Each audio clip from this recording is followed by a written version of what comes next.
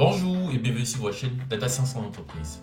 Dans notre élan de pouvoir communiquer avec nos propres données, de pouvoir ajouter de l'information à notre LLM, nous avons entamé dans cette nouvelle vidéo la question du document splitting, c'est-à-dire le morcellement, la division de nos documents. Pourquoi faire? On le verra tout à l'heure. C'est parti.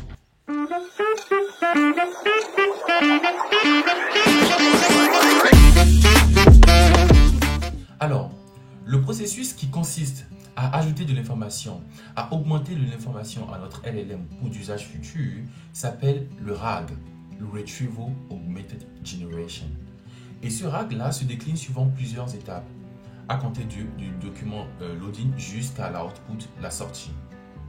Aujourd'hui, nous allons nous concentrer sur la deuxième étape qui est le splitting.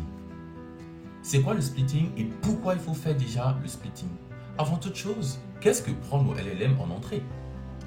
Pour tous, les LLM prennent en entrée simplement des phrases, des mots, des questions pour pouvoir donner des résultats derrière.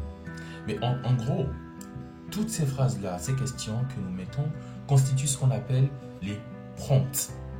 Et donc, les prompts ont une limite délimitée parce que nous appelons le in context window, c'est-à-dire la fenêtre de contextualisation. Et cette fenêtre de contextualisation qu'on peut regarder ici qui est en rouge est limitée par un certain nombre de tokens, environ 2000 tokens.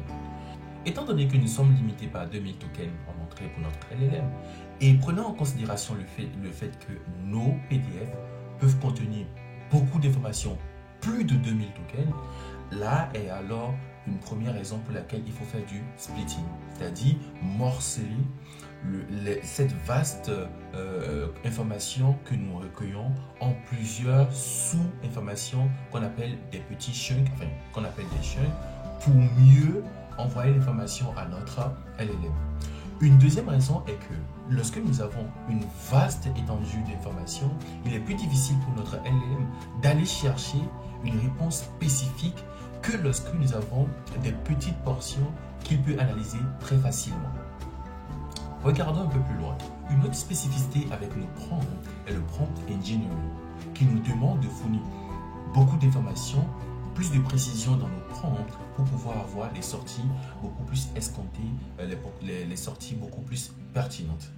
Mais pour ce faire, vu qu'aujourd'hui, nous avons chargé des informations extra dans notre espace de travail, le prompt que nous allons fournir ne sera plus, lui, uniquement envoyé à notre LLM.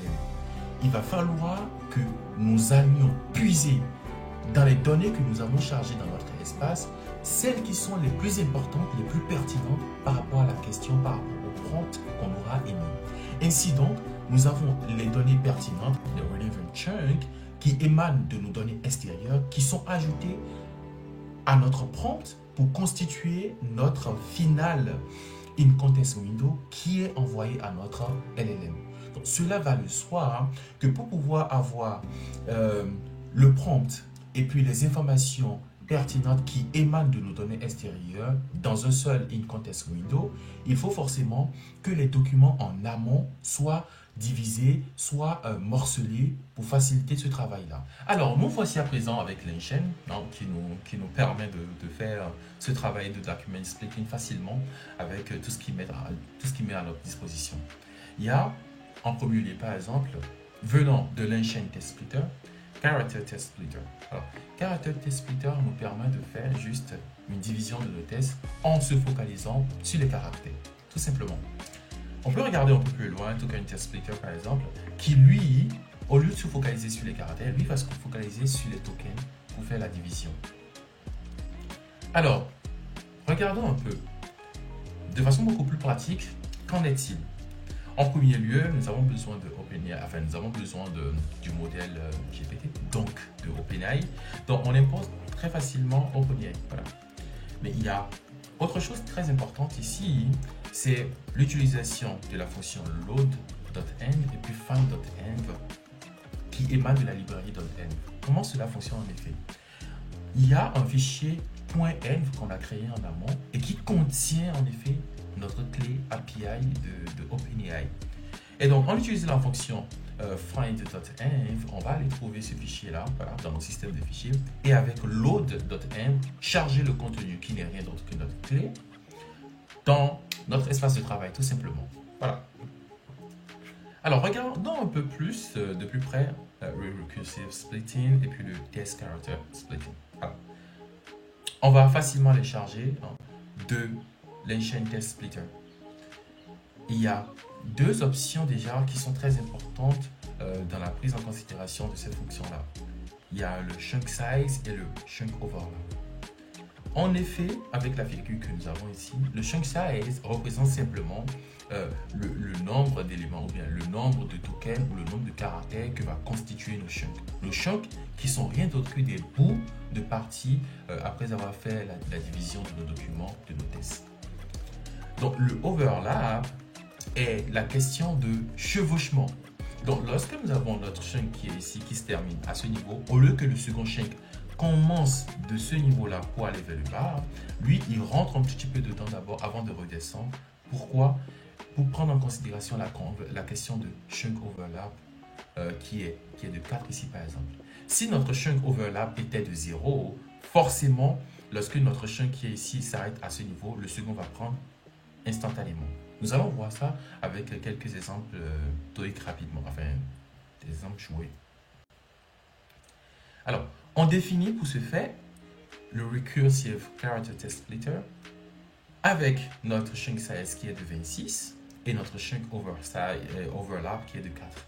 C'est pareil aussi pour ce que nous appelons le C splitter qui est en effet le character test splitter ici. Donc on les définit, on les instancie plutôt. Alors, on va faire nos manipulations sur quelques tests. Voilà, test 1, test 2, test 3. Alors, le test 1 ici, c'est juste l'alphabet de A à Z 26. Et le test 2, qui est de A à Z. Et on continue encore avec A jusqu'à G. Voilà. Et le test 3, c'est exactement la même chose, sauf que ici, nous avons de l'espace entre les caractères. On va voir. Lorsqu'on se focalise simplement sur le test 1, regardons un petit peu avec le recursive test splitter ce que ça donne. Alors, déjà, on remarque que on a pris en considération tout simplement le test dans un seul chunk. Regardons le C splitter qui a le character test splitter. C'est la même chose exactement. Mais pourquoi en effet on a ça? Simplement parce qu'il s'agit de 26 caractères. Et on a dit que nos chunk size sont de 26 caractères. Et donc, dès qu'il prend les 26 caractères qui sont là, et il constitue notre chunk, il n'y a plus de caractères qui restent. Donc, cela est normal d'avoir dans notre liste ces chunks-là uniquement, quel que soit le splitter qu'on utilise. On va un peu plus on remonte sur maintenant le test 2. Avec celui-là, sur le recursive test splitter, qu'est-ce que nous avons? Nous avons la première portion de 26 qui est prise en considération et puis il y a une deuxième portion qui est reprise en considération. Mais regardons un peu cette deuxième portion-là. La première s'arrête à Z. Mais n'oublions pas qu'on a pris en considération chunk overlap qui est de 4. Donc, pour le chunk qui va suivre, il va falloir commencer par compter 4 caractères de l'autre côté d'abord avant de continuer. Donc du coup, cela va de soi, il y a W, il y a X, il y a Y, il y a Z qui sont considérés d'abord avant de reprendre avec la suite A, B, C jusqu'à G. Voilà, n'est-ce pas magnifique? Qu'en est-il de caractère test splitter? Il ne fait rien. Lui, il prend simplement en considération tout le chunk. Mais pourquoi en effet? Parce que il y a une différence qui existe entre le recursive test splitter et puis le character test splitter. C'est quoi la nuance entre les deux? Le recursive character test splitter nous permet en effet de faire les divisions de nos thèses en prenant en considération plusieurs étapes ou bien plusieurs indicateurs de section. Tandis qu'avec le caractère test splitter, simplement, les splits sont effectués sans pour autant prendre en considération ces indicateurs de aller à la ligne, d'espace, ainsi de suite. Regardons de plus près une autre option qu'on peut ajouter à Recursive Character Test Splitter ou Character Test Splitter. Lorsque nous prenons le Character Test Splitter et puis le Recursive Character Test Splitter, qu'est-ce qui fait la différence qu'on fait ici? C'est le Recursive. Et pourquoi il y a le Recursive ici? C'est pour dire que lorsqu'on voulons faire la séparation, la division de nos tests, on peut se focaliser sur plusieurs indicateurs de séparation. Par exemple, ici, aller à la ligne 2 fois, aller à la ligne une seule fois, l'espace vide ou rien. Donc, on demande à celui-ci de pouvoir faire ces séparations-là. Lorsque ça ne marche pas pour l'un, d'aller sur l'autre, ainsi de suite. Tandis qu'avec le Character Test Splitter, là, on fait une séparation suivant un seul indicateur. Regardons de plus près comment ça se passe. Au niveau du séparateur, qui est l'argument ajouté à ce niveau, il y a S à la fin. Tandis qu'au niveau du séparateur du Character Test Splitter, il n'y a pas de S pour dire en fait qu'on donne un seul séparateur au niveau du Character Test Splitter. Tandis qu'au niveau du Recursive, on peut donner plusieurs. Et d'ailleurs, la raison pour laquelle il y a un petit test pour faire une petite nuance. Regardons un peu. C'est bon. Alors, c'est parfait. Appliquons cela alors à ce corpus de tests là, où on peut regarder qu'il y a des séparateurs, aller à 2 lignes, un seul, et ainsi de suite. Voilà. On considère, et puis on regarde la longueur. Il y a des 496, on n'a pas précisé en termes de caractères. Donc, c'est quoi? Qu'est-ce que nous avons avec le Recursive Test Splitter? Regardez un peu. Donc, nous avons When Write the Data, en fait, ça fait les 26. Et si on remarque très bien, il n'y a pas les caractères doubles, aller à la ligne, tout ça ne sont pas dedans. Donc, il a fait la division en prenant en considération tout cela. Mais regardons le second, le Character Test Splitter. Alors, on peut remarquer dans le Character Test Splitter, par exemple, que dans la scission, il y a le double aller à la ligne. Donc, lui, il n'a pas considéré ça. Parce qu'on lui a dit, fais la scission seulement lorsque tu rencontres le caractère initié ici, le vide. Donc, tant que lui, il compte les 26 et il ne rencontre pas le vide, il ne va pas faire en effet la scission. Voilà.